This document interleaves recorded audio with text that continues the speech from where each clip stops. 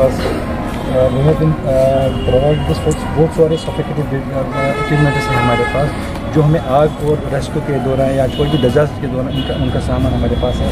या आप देख सकते हैं कितना सामान हमारे पास है। इसका ये है हमारे पास, इसको बोलते हैं फायर बीटर। ये ज़्यादा लगता है जो जंगल की आग होती है उसके लिए लगता है, उससे फायर, क्योंकि हमारी गाड़ी कभी वहाँ पहुँचती नहीं, हम इसको इससे बीट करते हैं ताकि जो आग आगे नहीं फैल जाती। देखिए ये बताएंगे हमको, ये तो हमारा फायर सर्विस फोर्स है, ये हमारे फायर फाइटिंग के लिए ज़रूरत लगता है। ये हमारा मेन है जो हमारे ये इसको बोलते हैं ब्रांच, ये फायर फाइटिंग के दौरान लगता है। ये जो है ये इसमें हम कंट्रोल कर सकते हैं, पानी बंद भी कर सकते हैं, पानी छोड़ भी सकते हैं, उसमें नहीं होगा। ये गाड़ी के साथ डन अपनी जगह उसको कम भी कर सकता है, अगर दूसरी जगह दूसरी तरफ करना होता है उस वजह से कि कम कर सकता है। ये है अच्छी। जब कोई हमें धुएं में या टॉक्सिक गैस में जाना पड़ता है, उसके लिए हमारे ये BSF एक बंदा जाता है, अंदर जाता है, काम कर सकता है। उसमें जब इसका जो एयर सिलेंडर ख़त्म होने वाला है, उसको एक बीप आएगा अंदर से, तो अब हाँ सिलेंडर ख़त्म होने वाला, अब बाहर निकल देखिए में जाना पड़ता है, इसके लिए ज़रूरत पड़ती है, इसका हम इस्तेमाल टर्नर पर लगा के उसके जो पानी है उसके अंदर न जाता है। फायर एंट्री सूट, जब कहीं आग में जाना पड़ता है उसके लिए हम ये सूट लगाते हैं। ऐसे ऐसे इसको फायर वो होता है। अगर इसमें 1 लीटर फोम होता है, 9 लीटर पानी होता है। ये ज़्यादा B क्लास फायर पर लगा। B क्लास फायर हो गया जो लिक्विड फायर होते हैं, सपोज डीजल है हमारे पास, ये हाइड्रोलिक इसको बोलते हैं स्पिलिटर, वो सब फंस गया होगा, उस वजह से उसको स्पिलिट करके उसको निकालते हैं। ठीक है, ये है हमारा मैं फायर एक्सटिंग्विशर। इसका मैं भी आपको सिलेक्ट करता था, कम से कम हर घर में ये फायर एक्सटिंग्विशर होना चाहिए। क्यों? खुदा न करता है जब तक हम आएंगे ये एक फर्स्ट एड की तरफ आपको काम करेगा। ये 3 क्लास पे चलता है, A क्लास, B क्लास और C क्लास फायर पे चलता है। A क्लास सिर्फ फायर हो गया जिसमें सॉलिड लीडर। ये है डायमंड चैन सा, ये भी हमें उसी काम लेके जहाँ पर कोई ऐसा कॉन्फ्लिक्ट कोई काम। ये हमारा हम ओपन वाटर सोर्स पर लगाते हैं, इधर से हमारा वो सक्शन वो लंबा वाला इधर से लगाते हैं, वो पानी में डुबाते हैं, इधर से हमें 2 सप्लाई, चाहे हमें 1 सप्लाई निकालनी पड़ती है चाहे 2 सप्लाई, ताकि हम आगे बाहर पानी पहुँचा सकें।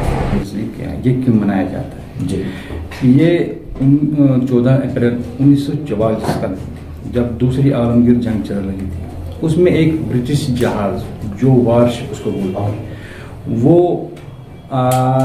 कराची से होते हुए जो मुंबई यार्ड था, डॉक यार्ड था, उसमें वो रुक गया। उसमें लॉट ऑफ एक्सप्लोसिव मटेरियल जो जंग के दौरान आपको पता है लगते हैं, जो एक्सप्लोसिव मटेरियल होते हैं उसमें लगभग 8000 टन ये रुई भी थी, लुब्रिकेंट्स थे। तो बदकिस्मती से 14 अप्रैल 1944 में ही उसको एक आग नमूदार हुई, जिसमें तकरीबन 700 से ज़्यादा जानें चली गई, जिसमें मुंबई फायर सर्विस के 66 जवानों ने अपनी जान को निसारा। उन्हीं शोधाओं की याद में हम हर साल ये दिन मनाते हैं, फायर सर्विस वीक। इसमें हम ये खाली उनकी याद में नहीं, हम इसमें फायर सर्विस वीक में अवेयरनेस प्रोग्राम लगाते हैं। जो जब से हमारे जो महकमा के सरबराह हैं जनाब ADGP साहब अलोक कुमार साहब, जब से उन्होंने यहाँ संभाला अपना ओहदा, पहले ये फायर सर्विस वीक 1 हफ्ते के लिए होता था। जब से उन्हें संभाला ये पूरे साल अब चलते हैं, पूरे JNK में हर पूरे साल हमें पूरा रोस्टर मिलता है महीने का, किस किस जगह कहाँ आपको अवेयरनेस प्रोग्राम जाना है, चाहे गवर्नमेंट बिल्डिंग्स हो, प्राइवेट बिल्डिंग्स हो, हॉस्पिटल्स हो, स्टेक होल्डर्स हो, जहाँ जहाँ फायर फाइटिंग एरिया से हम फायर सर्विस वीक ये मनाते हैं हर साल। इस हवाले से ये हमें है कि जो भी हमारे तरफ से फायर एडवाइजरीज निकालते हैं, हम लोग आपकी वसात से लोगों को कह रहे हैं उनको फॉलो किया करें, डू एंड डोंट्स जो भी हैं उनको फॉलो किया करें। हमारा प्रोग्राम यही होता है कि जो भी लोगों से नेग्लिजेंसेस होती है, जिनसे आग की वारदातें ज़्यादा होती है, क्या एहतियात हम बरतें कि कम से कम आग की वारदातें कम हो। सपोज मैं बताऊंगा आपको, यहाँ पर हम ज़्यादा इलेक्ट्रिक फायरसोल गैस का इस्तेमाल करते हैं, इनसे ज़्यादा आग की वारदातें रोनुमा होती हैं।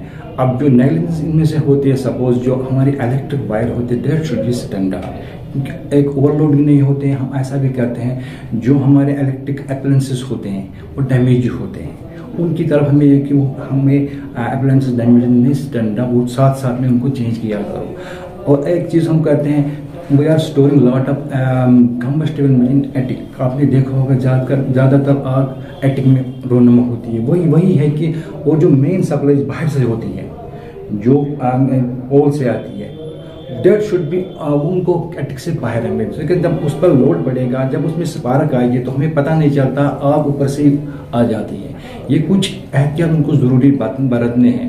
और हम एक और चीज़ करते हैं, at a time we are using lot of this, चाहे इलेक्ट्रिक गैजेट हो चाहे अप्लायंसेस हो, उससे जब ओवरलोडिंग पड़ती है तो उस वजह से जब एमसीबी ट्रुप नहीं होता है, एमसीबी जब ट्रुप होंगे नेचुरली जो उसमें जो डार तो आज अंडरग्राउंड चल रही है, बाहर तो विजिबल नहीं होती है, उसमें आग लगने के ज़्यादा से। और मैं एक बताऊंगा, आपको पता है जो पुरानी स्ट्रक्चर्स हैं उनमें तकरीबन 20 साल 30 साल से जो वायर लगी हैं वो तो अब कम से कम उनकी जो साख्त हुई ख़त्म होती है।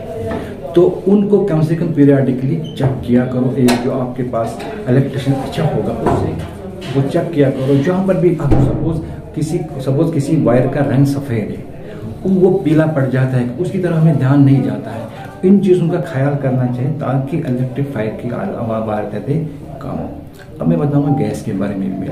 गैस के बारे में यह है कि पहले जो हमारे नेवर केप्ट दिस जो यह गैस सिलेंडर किचन में कभी नहीं रखना चाहिए। देखिए क्या करते हैं हम, एक तो हम उसको किचन में रखते हैं, दूसरा हम उसको जो हमारा ये है काउंटर उसके नीचे रखते हैं, उसके इर्द गिर्द हम बहुत सारी चीज़ें और रखते हैं। खुदा न खास्ता जब वो लीक होता है, जब इधर हम काम करते हैं स्टोव पर, जब उसने फ्लेम पकड़ लिया उस वक्त इंसान पैनिक हो जाता है। वो कहता है मैं बाहर जाऊँ, जब वो बाहर जाएंगे टेम्परेचर मिलता है तकरीबन 200-250 टेम्परेचर, उसके बाद एक ब्लास्ट होता है। इस वजह से हम लोगों को कहते हैं जो आपका जो गैस सिलेंडर है कम से कम इसको बाहर रखो। अगर इसमें लीक भी पड़ेगा, ओपन में अगर गैस सिलेंडर जलेगा उससे ना वो ब्लास्ट कभी नहीं होगा। जो आपकी अंदर पाइप है कम से कम भी हर साल इसको चेंज किया करो, रेगुलेटर भी। और कम इसमें जब रेगुलेटर को हम ऑन ऑफ करते हैं उसमें जो गोलियां जैसी होती है, एक टाइम आता है उसमें वो खराब जो होता है, उसकी तरफ हमें ध्यान नहीं जाती। ये कुछ गलतियां हमसे जो होती हैं जिससे आग की वारदातें होती हैं। बहुत शुक्रिया सर एक और क्वेश्चन सर लोगों की शिकायत होती है कि फायर सर्विस वाले बाद में पहुंचते हैं 1 घंटे के बाद या 1.5 घंटे, तो उन लोगों के लिए क्या मैसेज है जो ऐसा मैं उन लोगों के मैं आपको बताऊं। फर्स्ट ऑफ ऑल आप हर एक इंसान जो है वो एक जिम्मेदार है, चाहे वो गांव में है, चाहे सिटी में है, चाहे किसी भी में। आपने ये देखा नहीं होगा किसी के पास हमारा फायर सर्विस का नंबर नहीं होता है। ये पहला मेन चीज़ है। हमारा टोल फ्री फायर स्टेशन हमारे 101 और नियरेस्ट फायर स्टेशन जहाँ होता है उनका नंबर उनके पास नहीं होता है, वो किसी के पास होता है। अब जब गांव में किसी में आग लगे, मेरे पास फायर सर्विस नंबर है, मैं उसको बताता हूँ, क्यों मैं उसको बताता हूँ, वो कभी अवेलेबल होता है। ये मेन चीज़ है क्या। दूसरा, जब हमारा टर्नआउट हो, जब भी हमारी कॉल आती है विदिन 1 मिनट हमें गाड़ी को निकालना पड़ता है। अब रास्ते में आपने देखा होगा ट्रैफिक जाम होता है और रंग पार्किंग होती है, और ऐसा ये मटेरियल हम डालते हैं जिसमें हम कंस्ट्रक्शन करते हैं, वो भी हम रात को सड़कों पे डालते हैं। खुदा ना खास्ता जब हमें रात को टर्नआउट को निकलना पड़ता है, जब आपको रास्ते में ये रॉन्ग पार्किंग होगी, आप कैसे रात को निकालोगे, तो वो बाहर उसमें तो टाइम लगेगा और डिस्टेंस भी कवर करना। सपोज यहाँ पर बोनिया है, यहाँ से लगभग 24 किलोमीटर वहाँ तक दूर है। सपोज वहाँ से हमें कॉल आई, इट विल टेक टाइम, वहाँ तक तो हमें टाइम लगेगा, जब तक खासा वो पूरा जलस जाएगा, है ना। और है कि हमें जब कॉल आती है वो हम ये नहीं बताते हैं विच इज़ द नियरेस्ट वे जहाँ से हम जल्दी वहाँ पहुँच सकते हैं। ये एक जिम्मेदार शहरी को ज़रूरत है कि, और मैंने बताया एक तो कंस्ट्रक्शन का मटेरियल होता है, रामपुर भी, और जब हमारी गाड़ी सायरन लेती है हमें रास्ता भी नहीं छोड़ देता है। आप जब देखोगे जब आप यहाँ से आप निकलोगे यहाँ पर बहुत जाम होता है, जाम की वजह से और बाकी हम लेट नहीं पहुँच सकते।